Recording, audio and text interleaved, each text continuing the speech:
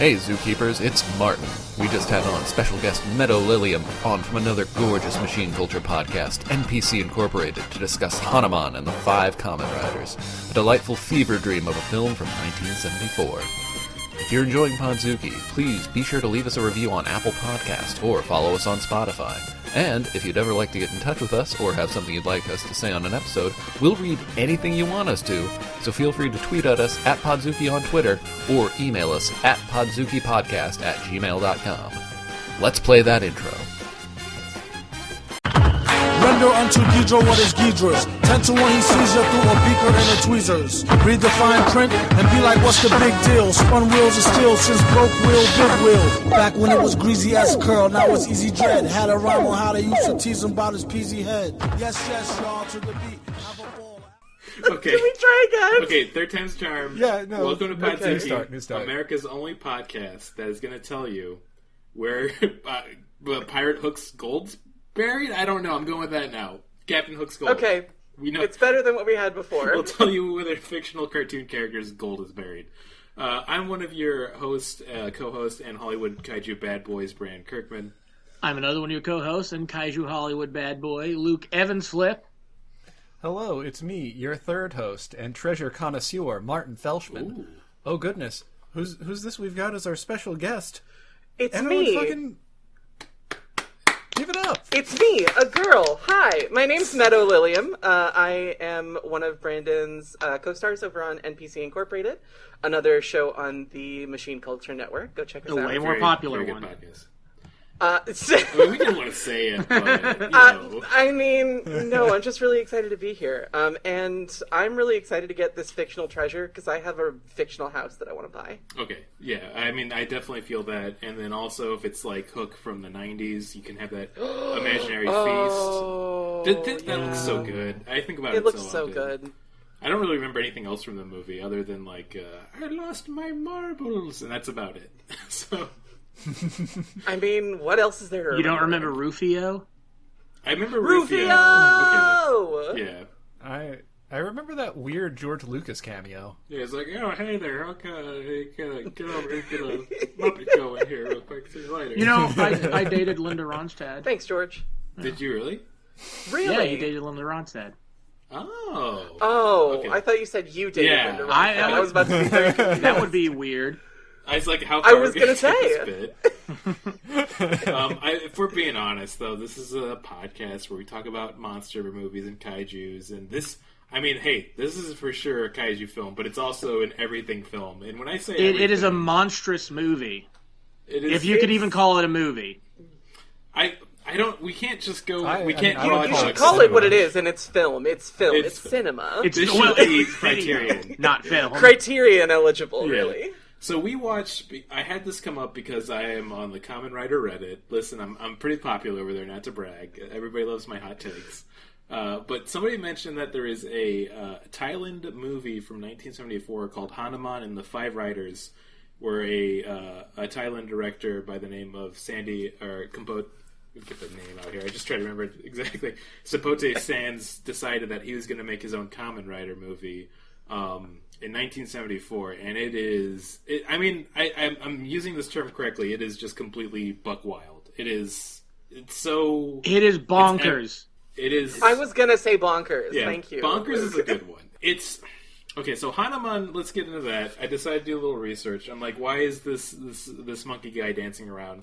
He's a part of like a very famous Thailand epic called the Ramakien, and he's like basically the god king of apes, son of a wind god. That's pretty cool. And he's been really popular in Thai culture. He's for a very a long supporter time. of Rama. Yeah, he's a big supporter of Rama and Ranma and a half too. Yeah. Oh, aren't we all though? Yeah. Ranma 1/2, classic. Ooh, so good. Big egg cracker, that one. Oh, for sure. I think that gave people out of their awakening. Absolutely. Yeah. I would know nothing about that. Yeah.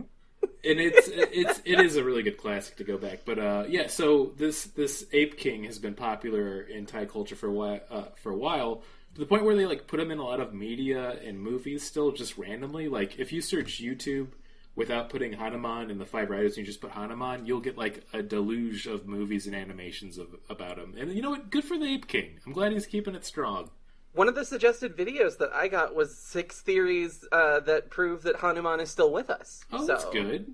I'm glad he's still out there kicking. Yeah, you gotta get involved in some hobbies as you get older. You gotta diversify your portfolio to stay relevant and make sure you're making good investments. Yeah. I'm sure he's doing it all. I'm positive. I don't think I would have been convinced if there were only 5 theories about it, but now that I hear there's 6... It's that 6th one, right? Yeah, it's 5 theories. I'm like... No one clicks on listicles that have 5, but 6, they're from an epic, but it's also, they're like a literal god in the Hindu religion, right? Yeah. Yeah, they are. Yeah. And So it's weird, like, this is something that I'm not familiar with, like, Thai, like, history, or, like, especially the history of their cinema. I didn't realize, I guess they're just... Because this is like an Indian movie. It's what it made me think of. The thing with Thailand and a lot of their culture is it's got a lot of parts that they've mixed together over the many centuries. I mean, I'm not going to profess to know a ton. I just did a little research, and from what I remember from like sociology class in like college, but like it's they take a lot from Hindu culture and Buddhism, and they kind of mix them all together in a big old pot. So they have a lot of Hindu figures that are now Buddhist figures in their culture because they're mainly a Buddhist population. Because, they do, when the guys try and reenact that episode of The Simpsons, it's a Buddha statue. At least that's what they call it. Yeah. Yeah, no, Hanuman is both, he's a part of both the Buddhist culture because of Thailand and also with Hindu culture, so he's getting around, which I think is pretty cool. I mean, I want to kind of have like a god that's like hanging around in both like, Judaism and Christianity that just shows up. Well, actually, that is true because... Yeah. You know what? It does make sense now. What am I saying? That's not crazy. A guy that's supposed to be... No. benevolent, that's the good one, right? Yeah. Yeah, benevolent but also religion, completely everybody. terrifying. The other one would be malevolent, and I don't think... Yeah. There are certainly a couple of malevolent figures. Well, Hanuman appears malevolent, like they... We're going to talk about that hand. I'm not letting that go. We need to talk about how bad it is if you piss this guy off, because it's frightening. You squish a human in your hand into, like, juice. Oh my god. And that's like... More than once? Yeah, a few times. The same guy twice, actually. And it's a bad guy, but it's still kind of horrifying. Yeah. Well, yeah, but the second time he smushed him into smoke. It's totally different. I don't know why, but for some reason the blood's really disgusting and gross, but being compressed so hard that you're turned into smoke and sent to eternal hell seems more frightening somehow. Well, that's the very opening... The second time, by the way. The second time. To get in the movie, the very opening scene is those extras from Night Trap sucking blood out of a woman, right? Yeah. Into those clay pots, and that is the most disturbing thing in the movie, like when they would put that... It is literally what they do in Night Trap also. When you say most disturbing, that's a big claim to make for this film. We're gonna have... we have something that happens like 20 minutes in that's, I'd argue, a little more disturbing. That's fair, but it did bug me because it was horrifying and it's very visceral, and also that like the women like think they were instructed them to make like sex sounds. Okay, I'm glad that you touched on that, because I was going to say that I've given blood before, and I mean, I don't know, I haven't given it from the neck, so that's maybe it's a neck thing. Yeah. But I certainly don't think I'd ever make that noise. The very sensual blood. Neck blood noise, of course. Well, hold on. I don't know. My vampire I don't kink know about notwithstanding, I would probably not do that. I don't know about you guys, but anytime I donate blood, I also donate semen. Well, I don't know if that's good or legal. To my pants. Okay, that actually is better. So I should hope so. Yeah, I mean, if you're keeping it to yourself, I guess that's fine. We don't need to break this down. Absolutely not.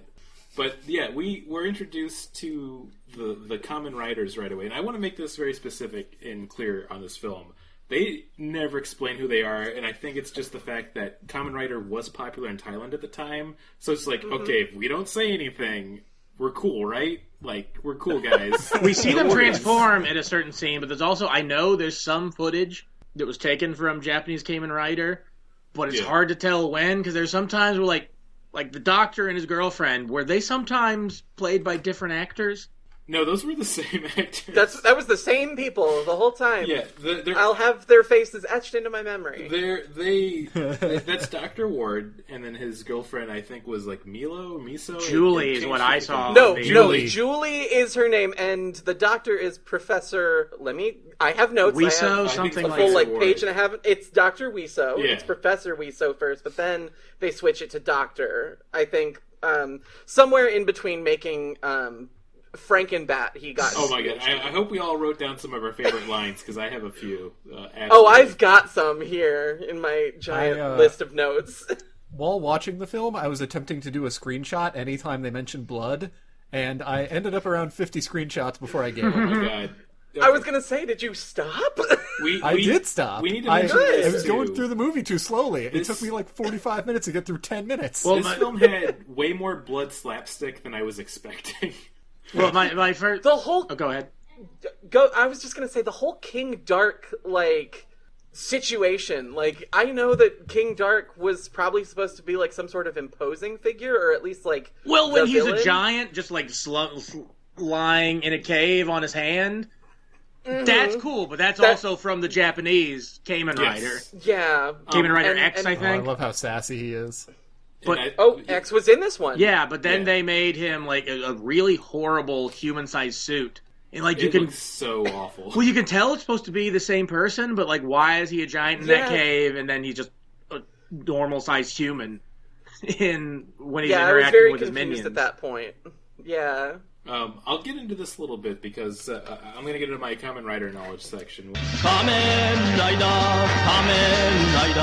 Rider. Knowledge! Please. Based off the 1974 film, The Five Riders vs. King Dark, they kind of try to keep the name similar, but this was coming after the third Kamen Rider series in 1974 of Kamen Rider X. Kamen Rider X, let me tell you, certified badass, really great design. So he got shot a lot, and then his dad turned him into a cyborg, as you do. He has the Rydal buckle, which is what he uses to transform. He pulls out, get this, a rod that can turn into a sword and a whip that he can throw into the air to do anti-gravitational kicks so he can kill his enemies. Well, that intro scene where it definitely was from the Japanese introducing X, where he pulls the sword rod out and then X shows up on the screen, that was really cool, but because it's from the original series. If you want to do this during the podcast and take a break, go to YouTube and you can just type Kamen Rider X transformation. It's really great because he does a cool transformation, but this was when we were getting really obsessed with computers. So right before he finishes it, he has a mouthpiece that he takes off to show you all the circuitry below it and then puts it back on to be like, hey, I'm a computer. So it's really good. Hey kid, I'm a computer. I did have to look up. I did have to look up during this. Is Kamen Rider a robot? Because I was never been clear on what he is. It seems like he's different things in different series. Right? With the show writer, Kamen Riders, they were all cyborgs, and they changed it all up during the Heisei era because they're like, we need to make them more accessible, where it's just belt transformations. And you know what? We should bring back the cyborgs. I'm just saying, as a culture. Shotaro Shinomori, man, he loves that stuff. He absolutely does. I do want to say, getting back into where we don't get a real hero introduction to the Kamen Rider. We just see them on their motorcycles, passing by one, and then holding up fucking traffic for 5 minutes. Oh, it's so good. I loved the motorcade. I loved the motorcade. Well, I think my favorite one was the one, there was a scene where they were trying to do the whole V motorcycle motorcade, but they didn't have enough lanes because there's not a closed road. They're just doing it on an open so road. One of them was just kind of behind another one. It just kind of looked sad. Yeah. Well, you could just see the people behind them being like, "The fuck are these assholes doing? Get out of my way!" Oh yeah, that was for sure in Thailand in 1973 or wherever they were filming it. This, I'm sure, made some enemies for life in Thailand. What is it I wonder if Thailand is the roads in India where they have no order really? Because there's one that first intro where there was one lane in the middle that there was no demarcation whether you're going one direction or the other. You could, if there's nobody there, you can just get in that lane. I mean, there was no dividing line there. I gotta guess because I'm guessing in the 70s was a lot more lax no matter what, so that's why they probably just went nuts with this. But yeah, I mean, I think from here on out we've kind of established what's going on. Other than we should talk about when we're first introduced to Hanuman, is where we cut to suddenly a narrator. They don't even really explain who's telling you this, but somebody's explaining to you how hell works. It's frightening. Oh, that stuff was disturbing. Yeah. Okay, so I really want to get into this. So in the description, the narrator talking about hell, you get these pieces of art that are depicting the punishments. But then they get to the adulterers, who they're made to climb pillars of spikes, and then it's just full on like naked women and one guy. Yeah. And there are devils, I guess, poking them with Spears, like, pitchforks or spears. And it was, I want to say strange, but probably not as strange as I wish it was. Well, I liked it because I've always been a big fan of... I was always a big fan of Dante's Inferno, and that's a very Dante's Inferno sort of thing, like where I think it was the heretics. Luke, I thought you were going to say you've always been a big fan of suffering. I mean, I made you guys watch Solo. Yeah, I love movies where everybody's sad and then they die. Yeah, isn't that life though? It really is. Except you don't have somebody screaming "manja" at you to eat a big old turd. Oh no! Oh boy, it's rough. But yeah, no, it was just very interesting that was the one. Well, and then it was the poisoners who were made to in a boiling cauldron. But then later on, that same cauldron is just like a viewing cauldron, like a witch would have, and we bring our three thugs in. Right, they do a little backstory where they show you these three thugs that have been brought in for judgment by King Hell. I want to get Hell King. Please. Okay, this is the confusing part. But they're so basically what happened is they show you that they were trying to steal a Buddha statue head. And I mentioned this earlier. I think they were just Simpsons fans trying to reenact. They were just Simpsons fans. They were definitely Simpsons fans trying to do a Jebediah Simpson. And listen, Jebediah Springfield, Brandon. Jebediah, sorry. Okay, I don't need to Were you even a kid in the 90s? I hope someone gets fired for that. That wasn't very cromulent of you. All right, well, it looks like I just got canceled off Pod Security. I'm sorry. I'm taking over as the third host. Welcome to the new era. I know you do a better job, too, for sure. Okay. So the Buddha head. The Buddha head. So they're stealing it, and it's like, okay, I mean, you shouldn't steal Buddha head, absolutely, but, like, that's fine. You wouldn't kill someone over such a thing. But then, like, a kid's trying to stop them, and they trying really hard to stop them. Yeah, and they graphically shoot the kid, which, once again, this movie goes from, like, slapstick to just plain up disturbing shots. Point blank, right between the eyes. But, yeah, and then a giant hand comes back and revives him to be, I guess, invulnerable.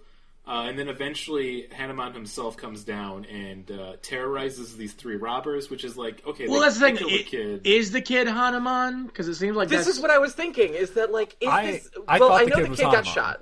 Because I didn't know if the kid was Hanuman. But he did die, and then Hanuman did flesh puppet him for. Well, yeah, because he shows up those same robbers doing a weird dance, and the robbers keep shooting him. Yeah. And you keep thinking with increasingly more powerful guns. Well, yeah, it goes on for so long though. You know he's going to turn into Hanuman, but it goes on for like 40 seconds longer than it should. And then they also he tracks them down and kills them both in different ways. One's killed by a giant tree falling on him, which he stomps on the other one. Stomps on the other one. That one probably got actually out the easiest way, which is probably And then finally who were introduced as I want to say the tertiary antagonist of this film, which they just had his name down as Karn. I mean, he interacts with our heroes the most out of any of the other villains. Yeah, and we'll get to that insanity. The Purple in a Man here too. Yeah, he was definitely called Thug. Yeah, he was definitely called Thug in the subtitles. Yeah, I think Khan was his. Yeah, Khan's what I've written down. But, he picks up Khan. Mr. Supanusen phone. And as we talked about it earlier, he just crushes him until blood comes out of his hands. And we're like, I guess this is our hero? Well, yeah, if that were something that were like an Evangelion, it would be really cool. But even in Evangelion, when they squish somebody with their hands... Even in Evangelion, you'd be like, that's pretty brutal, and maybe we shouldn't, applaud that. Well, yeah, maybe that's the lesson. Yeah. But also in this film, it was kind of cool, too. Wait a second. This kid was piloting this giant god robot. This is basically a prequel to Ava. Yeah. Evangelion 0.2, you can not defeat Hanuman. Also, it's kind of a tangent, but they in this latest episode of John Oliver, they mentioned Neon Genesis Evangelion. Oh, really? Yeah, I gotta catch up with that. Finally getting some mainstream approval. Yeah. It's because of that horrible, that Attack on Titan thing. The Attack on Titan video? Yeah. Oh, yeah. I was mentioning it in relation to that, but still, anything that gets people talking about Ava. And so there was also that Robin Williams thing from forever ago where he looks at the toy. It's like, from 1 Hour Photo, yeah. Yeah, Neon Genesis Evangelion. Yeah, It's like, oh no. One of the coolest things about Robin Williams is that he was a huge nerd. He loved anime and specifically that. And I found out when he was doing that movie, he wanted to put a reference into Neon Genesis. No, like, that's not true. That's not true. You... Well, if you see the scene, you know it's not true because it's one of the Ava series that eats Asuka alive. Spoilers. But they say, like, oh, he's a hero. He helps the other people. Like, was like if you were... Oops. Yeah, but he's got telling me my angel friend wings. lied to me about this? The director just picked that because he thought it looked like an angel, which it technically is, but angels are terrifying. Yeah. Angels are bad in this one, actually. And maybe are?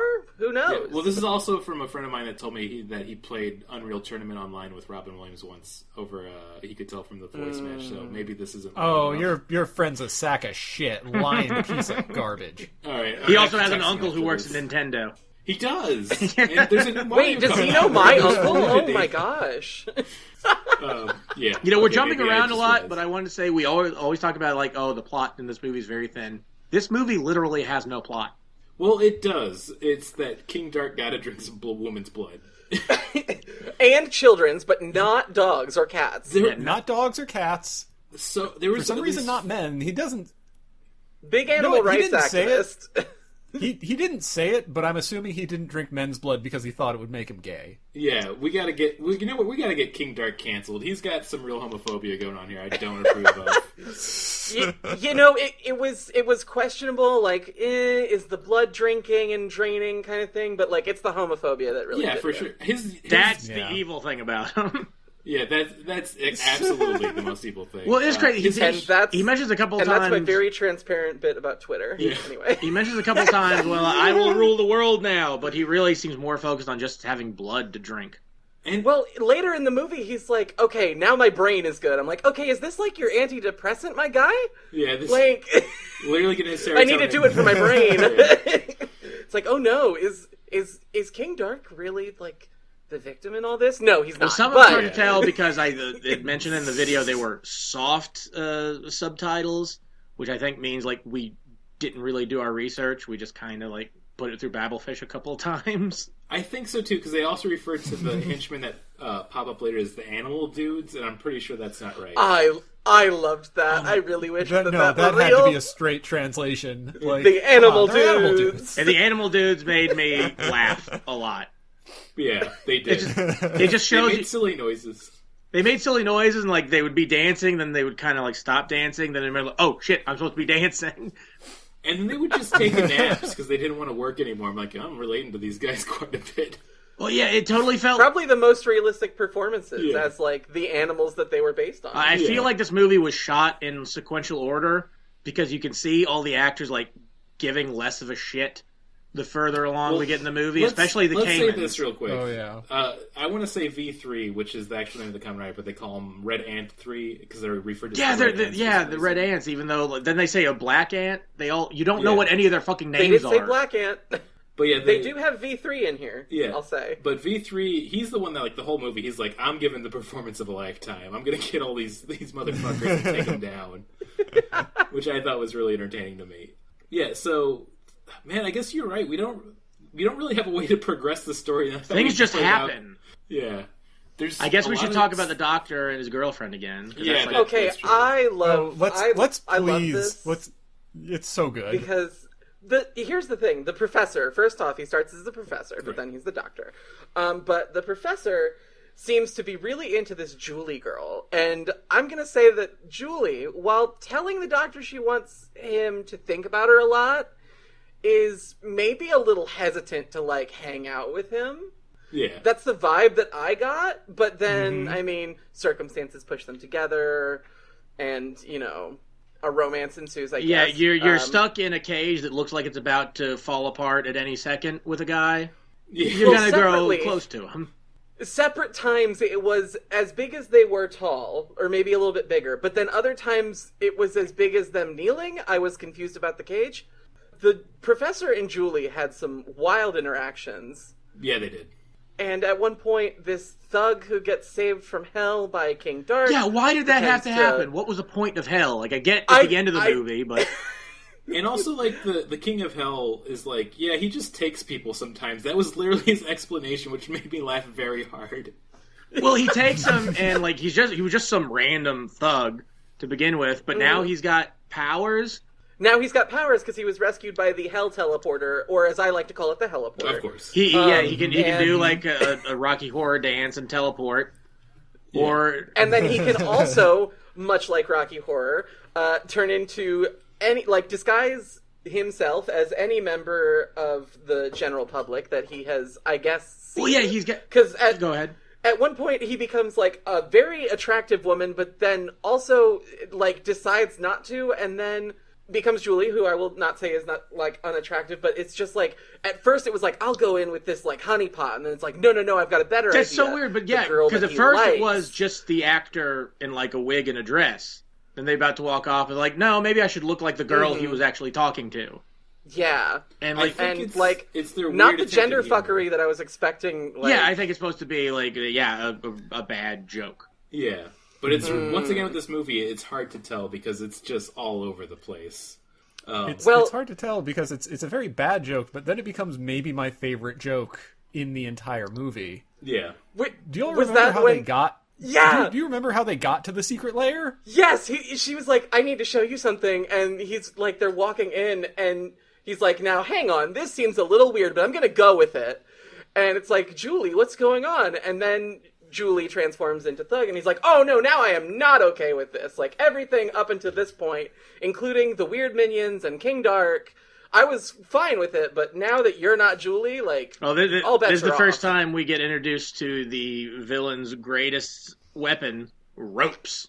Yeah. That they kind of, but not really, tie up the person with. And then a full axe used to cut off, not a foot, but the end of a shoe, which is then used to induce tickle torture, which... results in him pissing in Thug's face. The piss joke was so out of wild. When did his pants come undone? Yeah, you see, it's just a stream of piss. He squirts right in his face. I think it's very clear that he was undoing them as he was walking in. And he realized all those people were there. He didn't realize Julie wanted a five-way. I don't say this enough, but you have to see it to believe it. There's no other way to describe it. Well, afterwards, Thug's like, "Hey, dude, you pissed in my face!" And like slaps him. But that's very into the tickling beforehand, but then the piss in the face was the that's the red flag. Thug finds everything hilarious. I mean, I was into the tickle play part, but the piss play, you gotta tell somebody before, come on. We didn't discuss this before our scene. Yeah, it's the level of just like how hard they're all laughing during the tickle part too. It felt like it went on for, I want to say 30 minutes. I didn't check the clock, but it felt that long.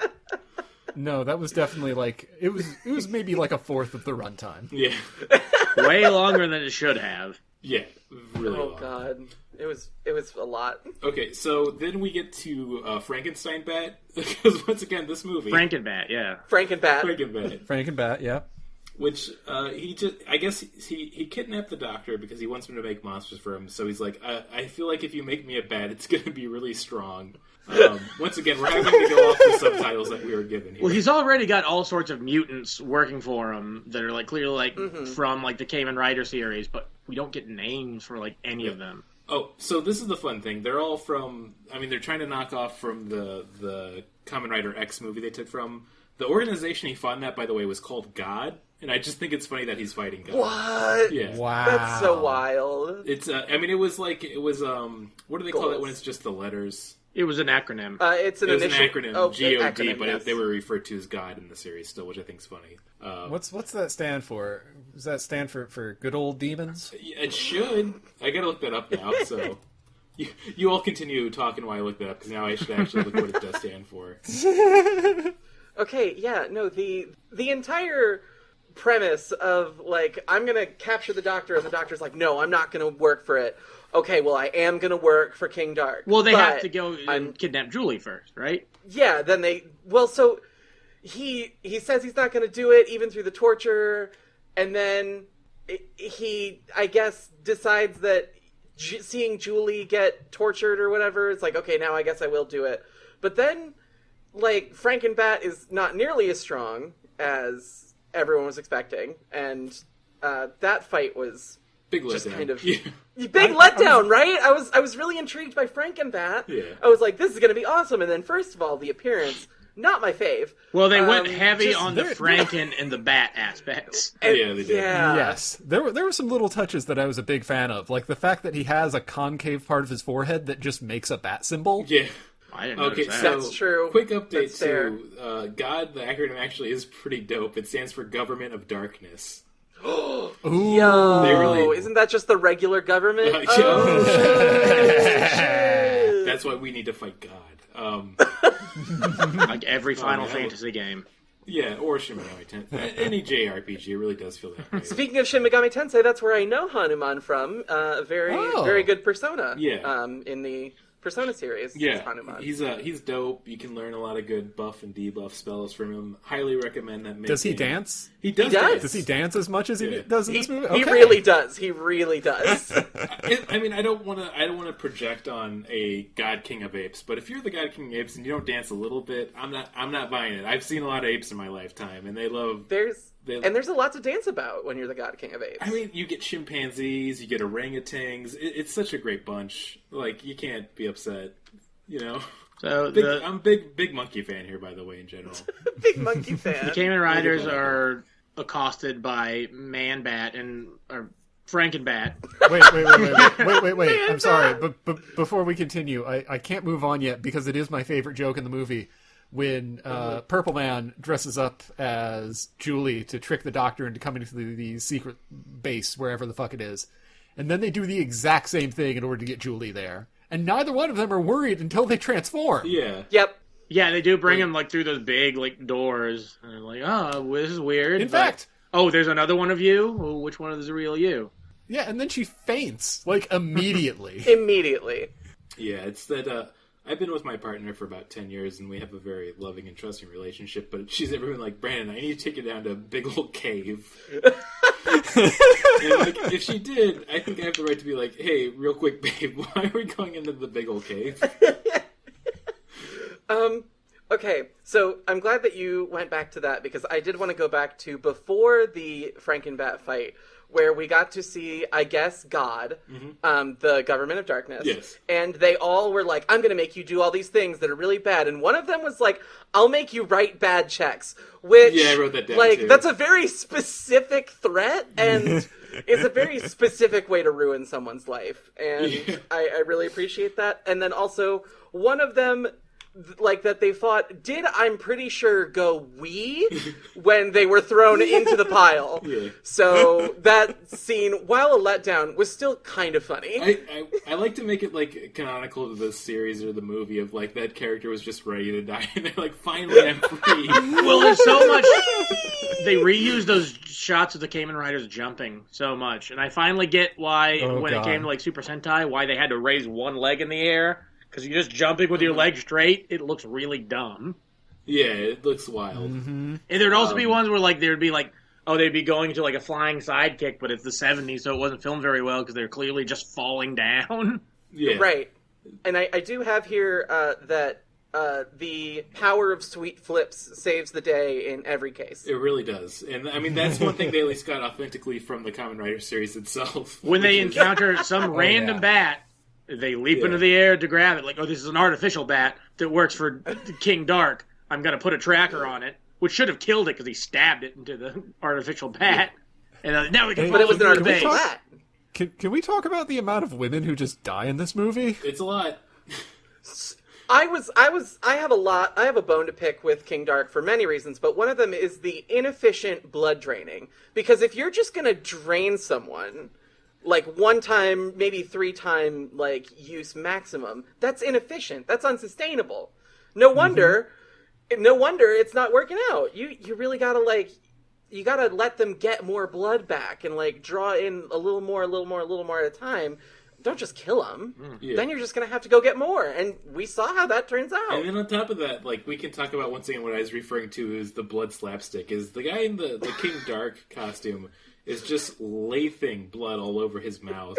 And so many times they have it where it's like almost a humorous joke where they interrupt him while he's drinking and he has to get up really quick, and then blood's just squirting everywhere from his mouth and all over the place. And I'm like, this is weirdly funny, but also this is... Imagine just filming it and being like, yep, this is what we're doing. Just ladles of blood on the mouth, and he's going to run around and be like, oh, I got to go deal with this right now? So much going all my woman's blood.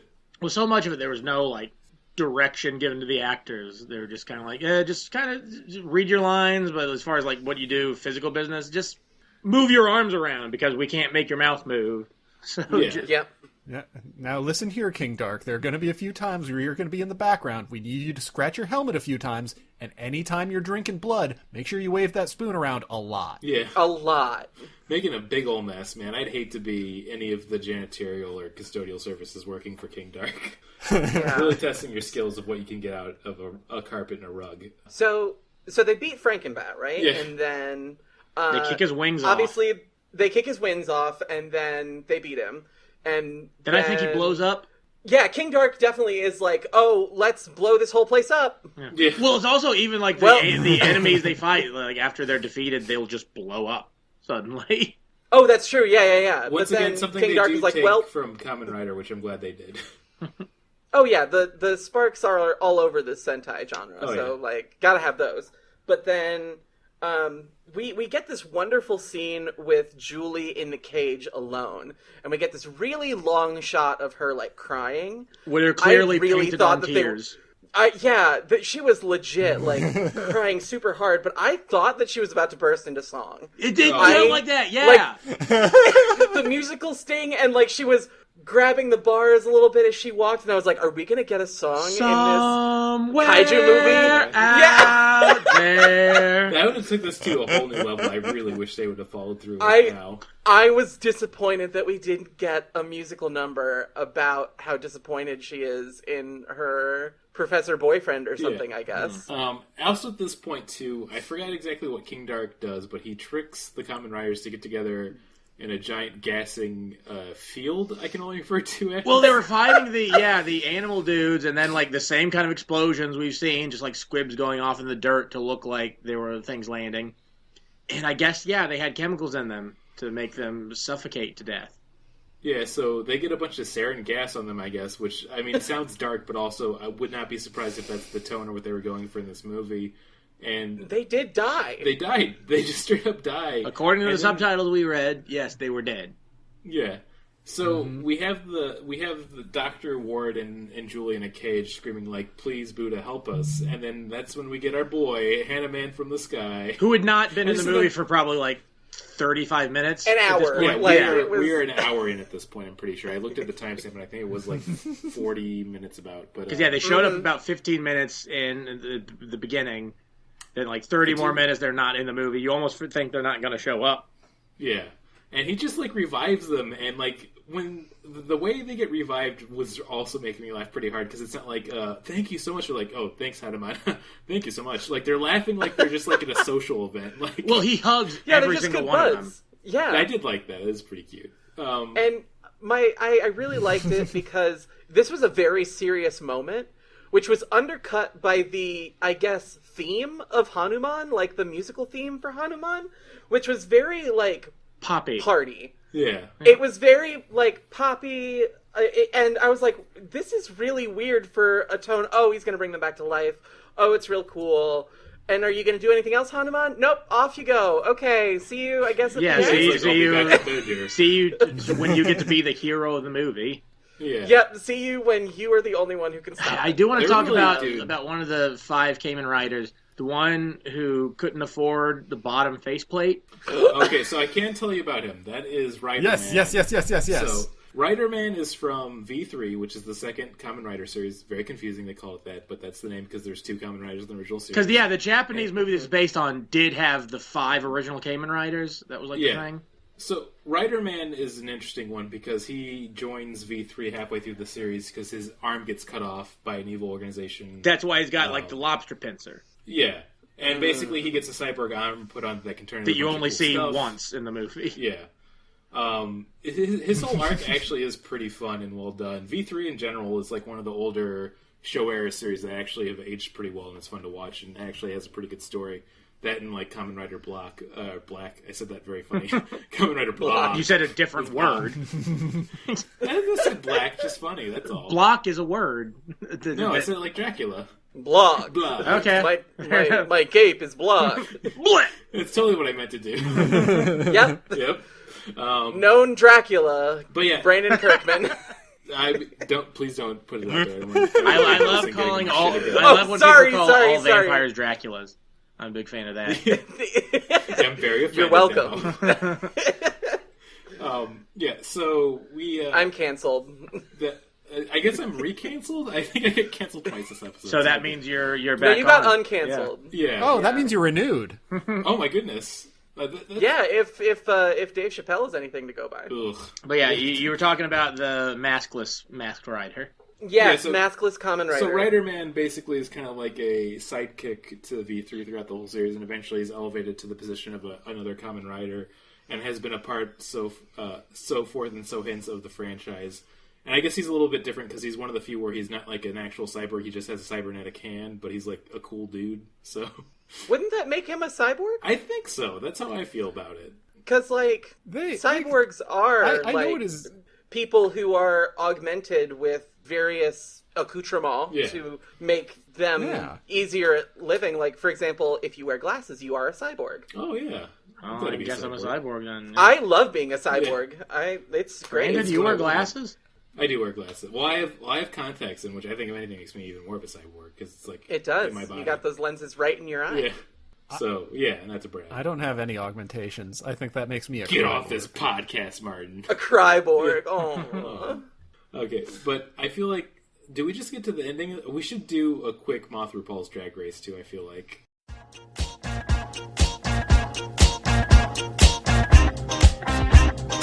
Moth RuPaul's Drag Race.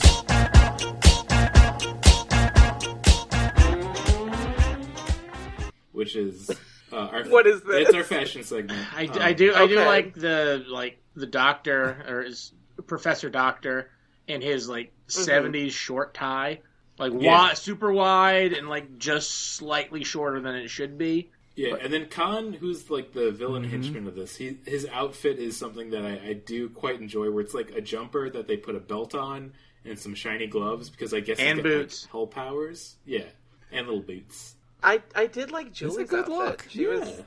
She had a good little trip going on. Big mod feel too. I think most people in this. Yes. Do you remember the mother who got kidnapped and then got all her blood drank? Yeah. There's a few of them. Yeah, she had a cute outfit. Yeah. Yeah. Well, at a certain point, there is those gaggle of ladies who were kept prisoner, but they don't keep them in cages like they do Julie and the Doctor. Yeah. My theory is they got blood drunk. And they only had one cage. Yeah.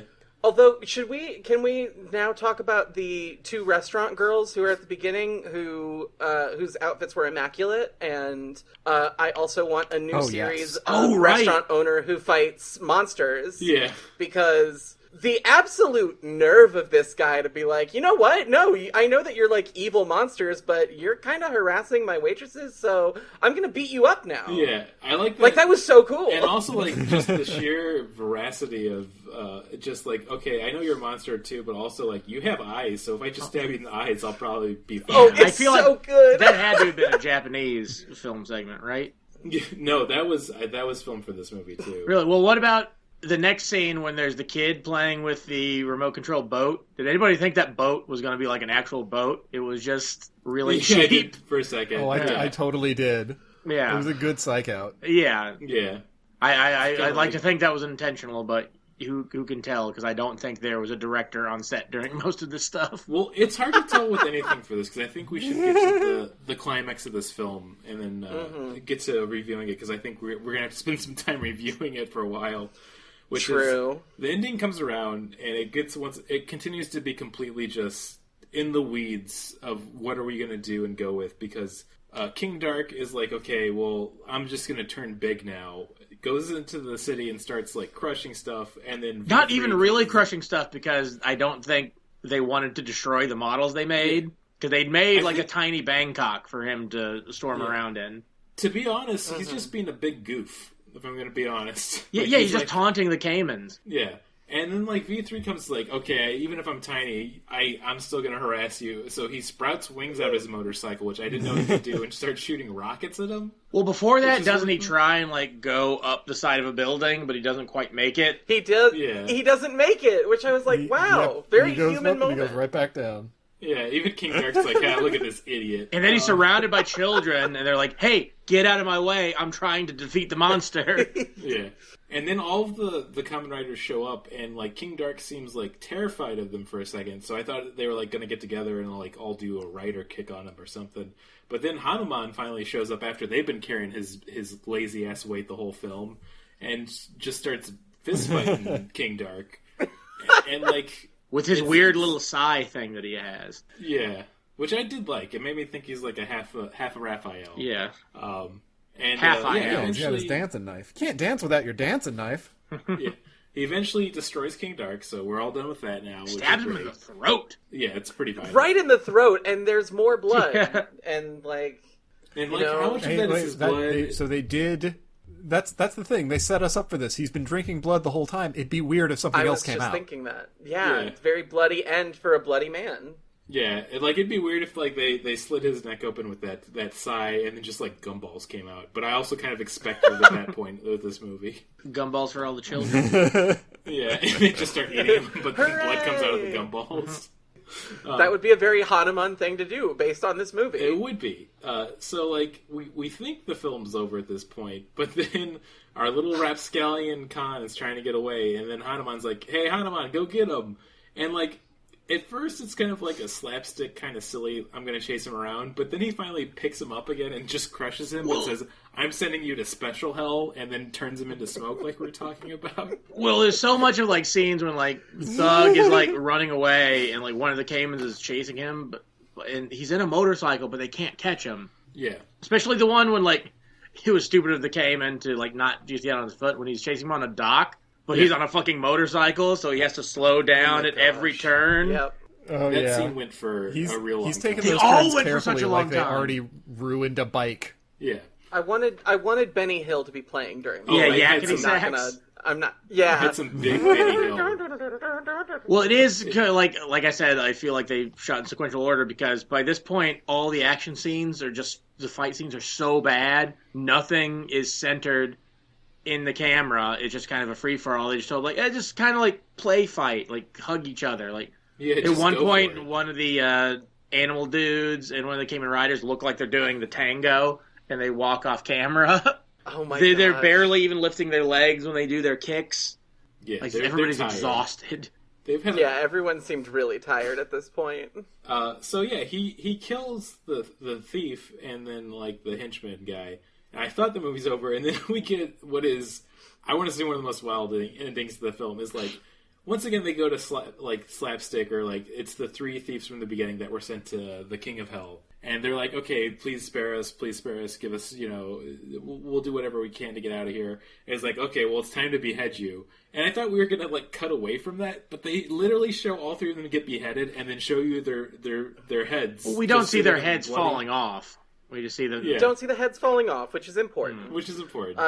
We do see they head don't have props the money rolling. To show that. Did we mention them but the first time they went to Hell, trying to bribe Hell King with a tiny horse? Oh, we did that off mic. I forgot. Yeah. Like they went down there and they're like, please spare us. It's like, no, I'm not going to spare you. And then the main guy, Thug, he's like, I have a gift for you. And when I saw this, I was like, oh, what is he going to like try to trick him with? But no, it was just a horse. Yeah, straight up. It was just a horse that he brought in. It's like, I have this horse for you. It's like, that's nice, but you're gonna die. It was a pony because it was a tiny horse. Small.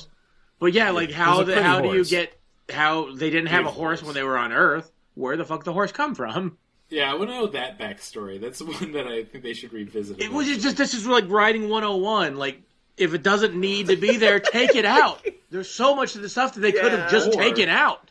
This movie's almost 2 hours long. Be there. Explain it. Yeah. Explain to me how the horse got there. I need the second backstory. We know how the thugs got there. I feel like maybe how did the horse? Like get maybe there? if you were Thai, all of this would make sense. I don't know if it would. Probably not. The horse would. Yeah. Unless there's a specific maybe that is a reference Thai... to the story about the thugs who went to Hell and tried to bribe Hell King with a tiny horse. I think that could be, you know. Even, maybe it's a part of Journey of the West that we haven't read. Yeah, that could be the part of it. I think it'd be more funny that if you were from Thailand or as your descent and you watched this movie and you know the culture, it was more confusing. Like, this doesn't make any sense.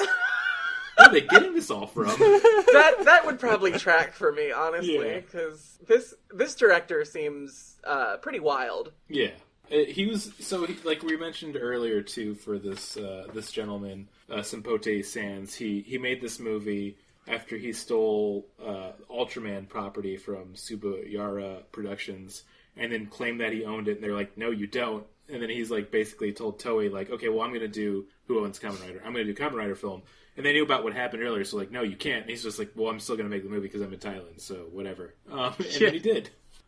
He fought for like having the rights to Kamen Rider for a while, as well as Ultraman, to the point where it ended up in 2018 in a Los Angeles courtroom, and they denied him the rights. And I'm like, man, this guy was fighting to the end. Tooth and nail. Yeah. Wow. He is really like the Thai Haim Saban. Oh, absolutely. Oh my gosh. But he lived a long, illustrious life. He passed away actually just this year, August 2021, at the age of 80. So get it, King. That's what I say. Wow. Yeah. I mean, I don't want to praise somebody for stealing IP.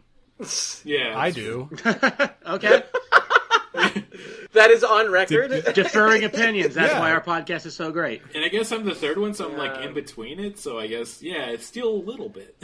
I don't believe in intellectual property, so that's the fourth guest opinion. Did we talk about what the Hell King said at the end, which I think is supposed to be the moral of the movie? No. Please that people tell me were just that. born bad? Is that what he said? So, well, he didn't say. So after he decapitates the three thugs, he's like, "These men will never be good. They've never have any value because they cause so many bad deeds," which is incredible. Yeah, that is. If you're a celestial being or a deity that makes human beings, and you have a karmic circle of reincarnation and rebirth, where you go through different levels of how good you've been, and you're reborn as higher on the ring.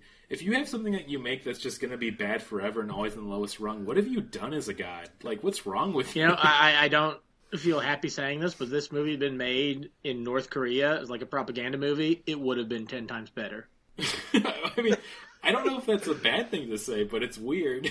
And I also agree. Well, yeah, there would have been a clear metaphor. They would try, like, even with King Dark drinking blood, that would have been like capitalism. Yeah. The thugs, they would have been like I guess just probably standard criminals, not just capitalists. But and I guess we actually do. There would have been theme and structure. Yeah, and that's a callback to our episode we did with John Torres, the Pulgasari, which is the Korean kaiju or North Korean kaiju film. And looking back, that also was a very crazy film. So I think you're onto something, Luke. Oh yeah, totally. I'm a student of cinema.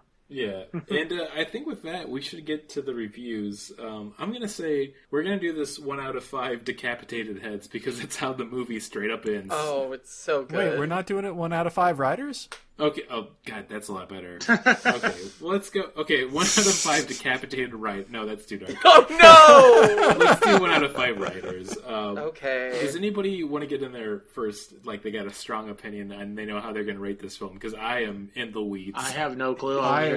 I'll start it off. Please. This film is incredible. There is not a single moment when I was watching this movie where I knew where it was going. I was on the edge of my seat the entire time, completely enthralled in the just insanity that I was seeing. This film perfectly toes the line between silly film for children, religious propaganda film, and several fetish vignettes. It's beautiful.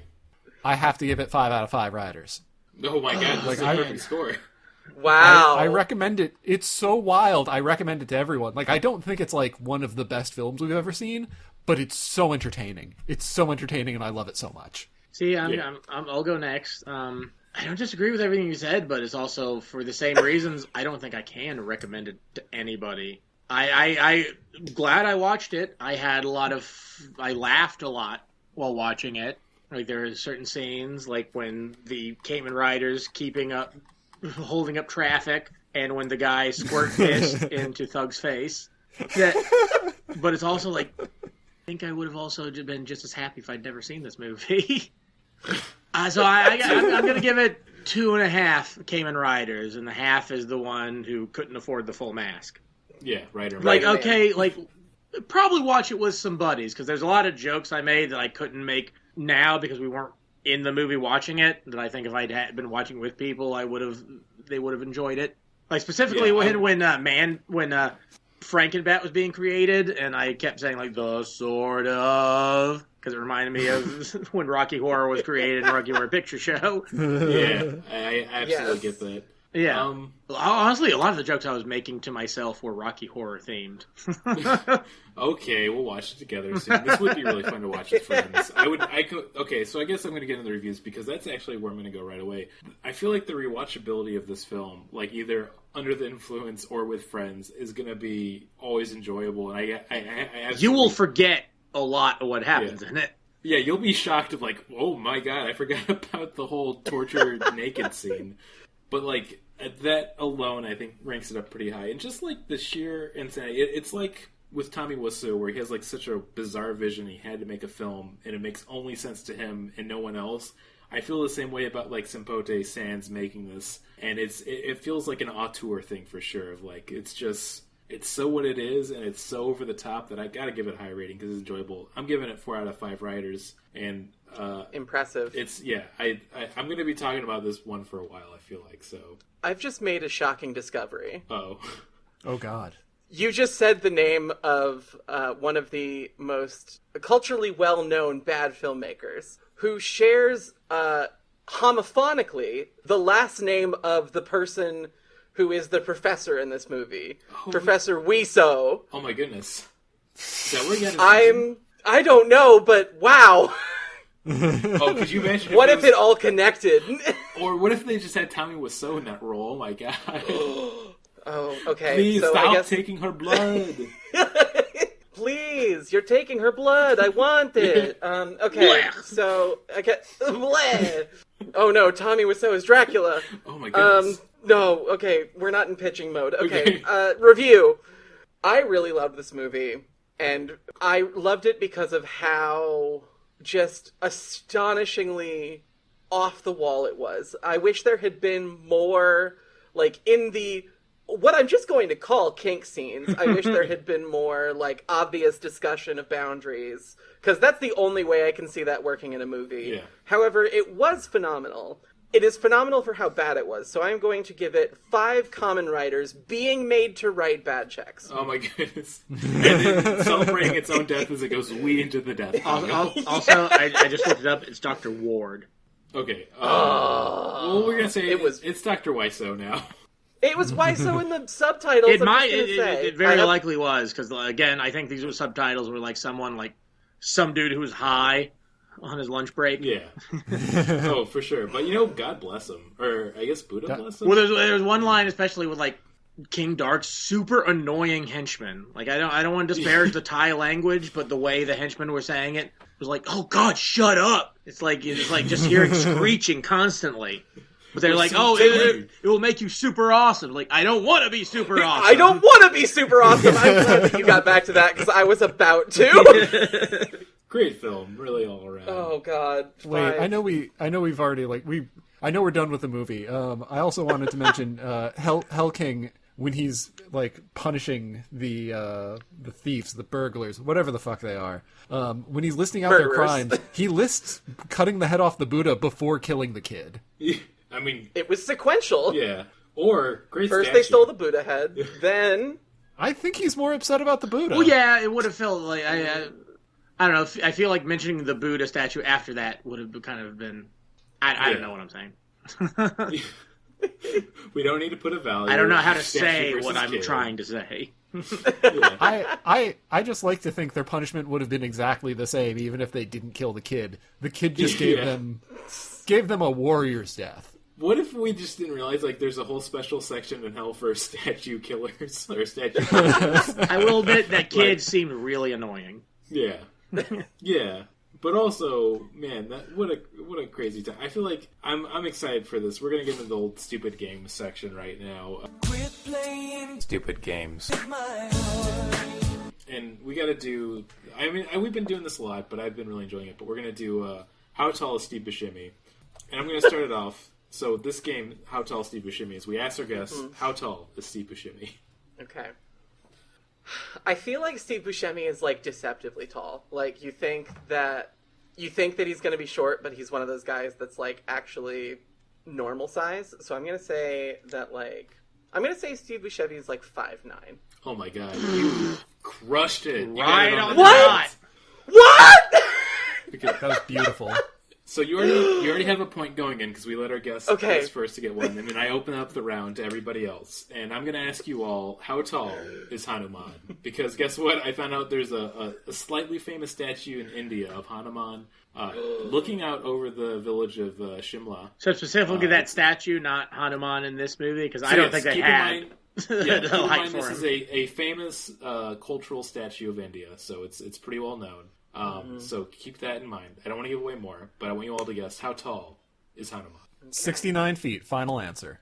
Okay. Ooh. Wow. I'll do the Price Right thing, 70 feet. Okay. Fuck. Remember, you can go under. Oh, but we you go can by over. Price is Right rules. So under good, over bad. All right, so we have 69 and 70. I'm going to go with 40 feet. 40 feet. Well, I hate to say it because I always like our guest to win, but Luke's got the closest here. It's 155 feet. This guy is tall. Fuck. Yeah. Damn. Damn. I does bet you could make bust me all pretty kinds cool of to check moves. it. Oh, yeah. Busting does make me feel good. According to your stand-up bit, busting makes you feel very not good. Oh, I forgot about that. You don't do that anymore. No, I think it was too weird. It was I will be a couple of years, like back when we did that tour together, that you were doing that, so that makes sense. Sometimes it would work, and it was a very funny bit, but when it didn't work, it was probably one of the most awkward things I could do. Oh, yeah. I could see that. That's got to be a weird one to not get a response on. That's got to be a weird one to feel Yeah. I mean, in that moment. There's a line at one point that bit I was doing of Slimer touched my butthole, and I feel like I needed to get rid of that because it doesn't seem like it's aged well either, so... Oh boy. Yeah. No. Anyway, It's good to grow as a person. Yeah, I love personal growth. Yeah, but because we mentioned it earlier, and I thought it'd be fun to get this into the whole kind of mix of everything. How tall is Tommy Wiseau? Ooh. 5'5". Interesting. So you think he's going to get like a Sylvester Stallone thing going on here? Yeah, sure. I'm going to say 5'11". Ooh. I'm going to split the difference, 5'7". All right. Because they didn't go over, and she almost got it on the head. It's 5'9", so that's another point. Damn. To Yes! He's exactly as tall as Steve Buscemi. He and Steve Buscemi are the same height. Same Him and height. Steve Buscemi are the same height. You put them back to back. You know, as soon as I said Yeah. 5'5", and I thought about all the times I've watched The Room, like, that's totally wrong. He's totally like an average to maybe And- above average No, height. he could have been wearing stilts in all of those shots. And I just- wouldn't put it past Tommy. Yeah, absolutely not. He's got some weird ego issues, but I think this is going to be a fun thing to kind of ricochet it off. I'm not going to go with height for the next round. I want to ask you, how old is Tommy Wiseau? Does anybody even actually know that answer? Is there? Yes, Okay. because of the movie and the documentary that came out recently, they actually have like exact details on him. Finally, I'll Because of carbon dating. I'll go. I'll if say. I may, Go ahead. if I may start, timeless. Go. time. Okay, well, I'll figure out how to rate that. So we'll see how everybody else is. I'm gonna say he's definitely got to be in his 50s. So I'm gonna go like 55. Okay, interesting. Okay. I want to say that he has a bit of an old soul, so he like feels old, but I think he's like 49. Okay, well, I gotta give it to Luke again here because he's the one that got closest. I was surprised to read this. He is 66 years old. Wow. You know, Actually, he looks like crap, Dustin- but he looks good for 66. Yeah, I was about to say he looks pretty That- good age. That's really good for 66. Yeah. All this time I thought he was just like a 25-year-old with a terrible life. Well, that's what he wants people to think. Not necessarily the His terrible propaganda life part. is working. Yeah. And to No, he's bring got this, the good American life. to bring this home, because we have a tie right now of 2 points We do have a between tie. Meadow and Luke. I had one saved up, which I thought would be fun to do. I'm gonna ask you all now, how tall is Kamen Rider X? Solid 6 feet. Ooh, I like that. Okay, Kamen Rider X. I'm gonna say I'm going to keep with the magic number. I'm going to go 5'9". Okay. Can I jump in for fun? Because I want to say 5'5". Okay. Well, here's the thing. Because we both went over by just a little bit, and I'm having to translate from 178 centimeters, which comes out to about 5.839 feet. I'm going to say that's 5. I'm going to say that's 5'9" feet and give it to Meadow. Yeah. Wow. What? Oh my gosh. Yeah. Congratulations. So I get to say both so Meadow pleased. won it, and also X going to give it to you. So X. Thank you. I've always wanted X to give it to me. yeah. And you know what? He's a jerk. Well, I don't know. Actually, DMX does seem like he has some personal things he needs to work out. So Not anymore. Well, that's not right. anymore. Did And you Passed forget away. about that? Oh, it's my hard God. to do personal growth when you're done. I had the joke that like I'm glad it was still during like quarantine and lockdown when he died because we didn't have to hear a bunch of white people doing DMX songs at karaoke. No, that would have been Oh, awful. we're still going to have to hear that. Yeah. And whenever karaoke comes back, I haven't seen it coming back. Somebody during the whole lockdown pandemic's been like, I gotta get out and do X gonna give it to him to honor my X man. gave it Everyone's to me. I forgetting. need to give it to everyone else. Everyone is forgetting. We need to remember. Yeah. Remember that X gave it to us all. Yeah. He really, you know what? He gave it for did. us. Yeah. And I think because we took a while with the stupid game, I think we're gonna get into the good old recommendation and plugs right away.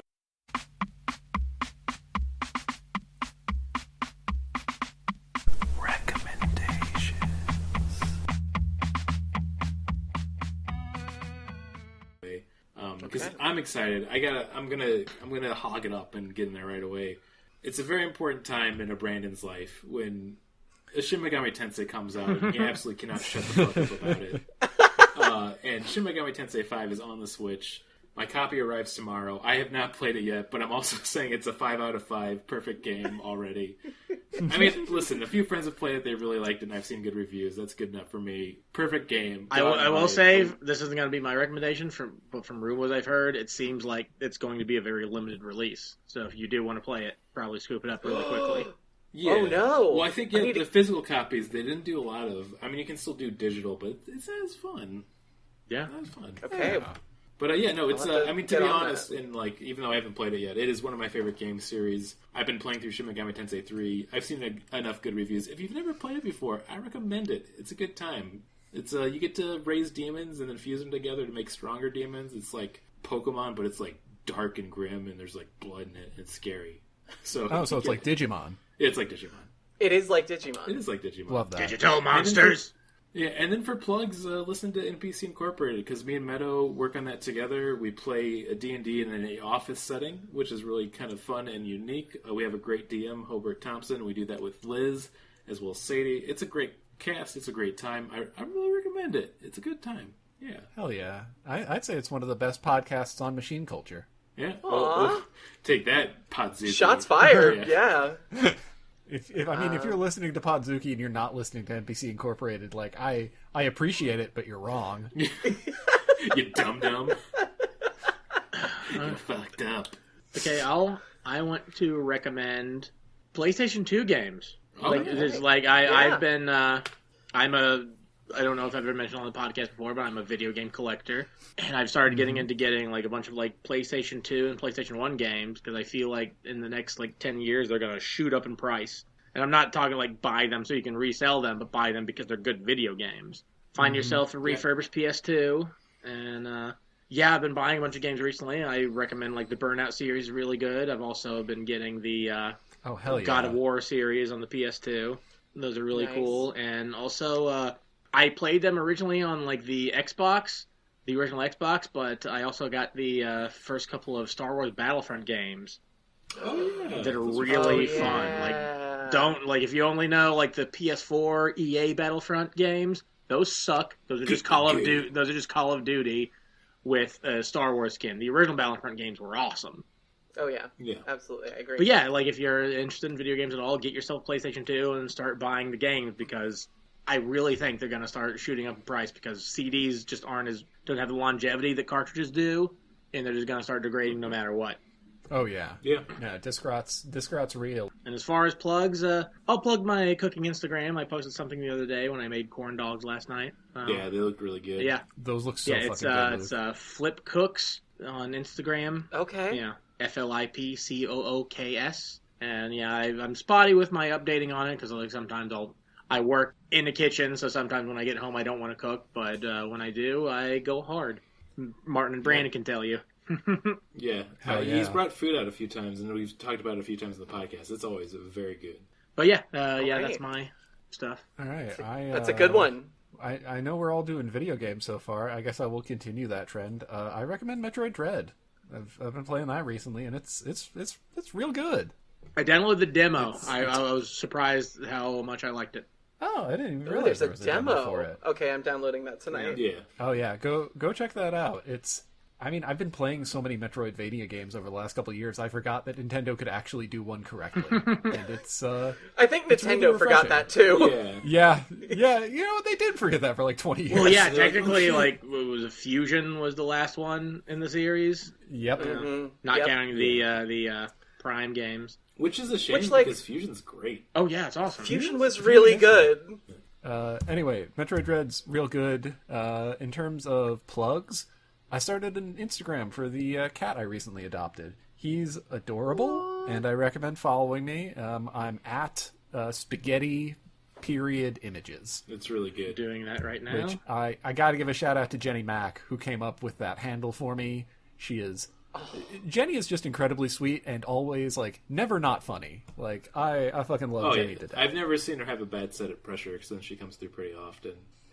Hey, Brandon, you were done with plugs. What the fuck? Oh, she's so good. We gotta get out of here. Oh my gosh. I just got why it's spaghetti images, and that's really good. Yeah. Thank you. Perfect. Do I get one? Yeah, of course. Yeah. Okay, great, cool. I'm going to buck the trend. I was originally going to recommend a video game, but I have been rewatching for probably the 5th time the anime series Haikyuu, and I would like to recommend Haikyuu to you. Please go watch it. It's probably one of the most caringly made anime that I've ever seen.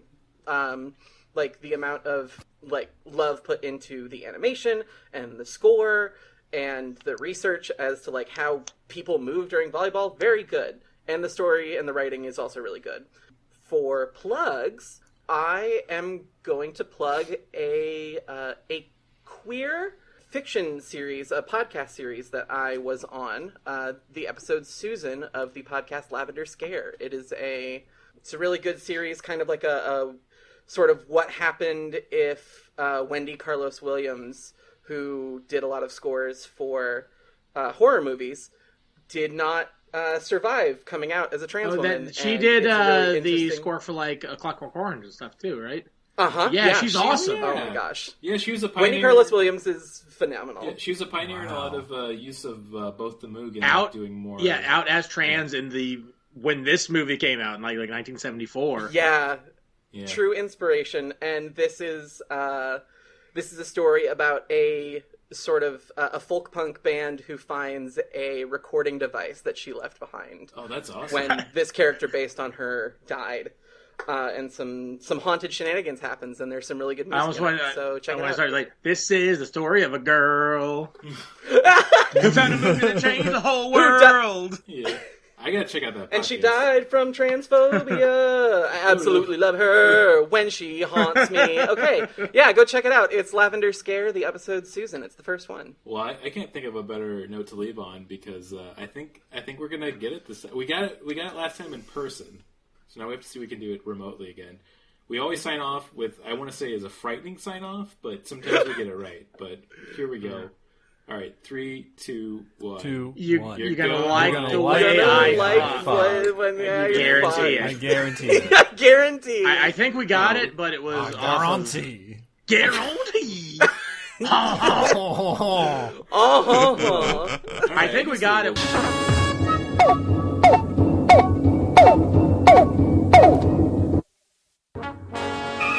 We regret that you have not yet complied with our order. This show has been brought to you by Machine Culture.